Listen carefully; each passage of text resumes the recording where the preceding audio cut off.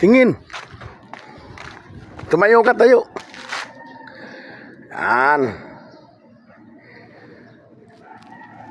Yan. Ito ang gagawin namin bukas. Pintura na naman. Yan. Thank you sa nagpagawa kay Ma'am Nili. Para makita natin. Video natin yung bahay ni Madam. Para meron kang ano. Oo. Yan. Malaki po yan.